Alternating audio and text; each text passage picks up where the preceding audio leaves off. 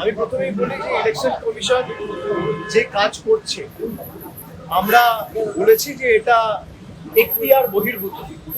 Election কমিশনের ক্ষমতা বা ইলেকশন কমিশনের দায়িত্ব তখনই হয় যখন আদর্শ আচরণবিধি ঘোষণা হয়। মডেল কোড অফ কন্ডাক্ট লাগু হওয়ার পর থেকে ইলেকশন কমিশন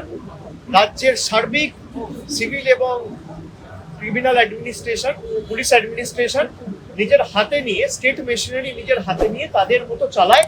যাতে নির্বাচনটা নিরপেক্ষ হয়, আনবায়াসড হয়, ইম্পার্শিয়াল হয় এবং ফেয়ার। কিন্তু যে কাজ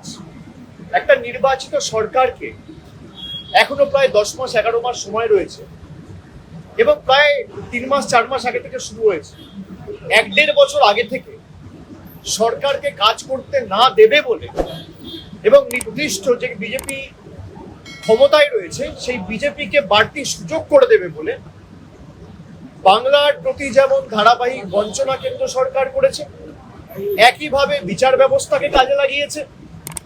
সংবাদ মাধ্যমের একাংশকে কাজে লাগিয়ে সন্দেশখালির মতো ঘটনাকে সারা দেশে প্রচার করে বাংলার বদনাম করার চেষ্টা করেছে। এখন ইলেকশন কমিশনকে কাজে লাগিয়ে যাতে বাংলার প্রকৃত বাঙালিরা,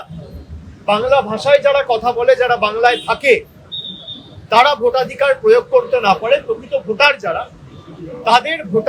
ভোটের অধিকার কেড়ে নেওয়ার জন্য ইলেকশন কমিশন নির্লজ্জ ভূমিকায় নেমেছে।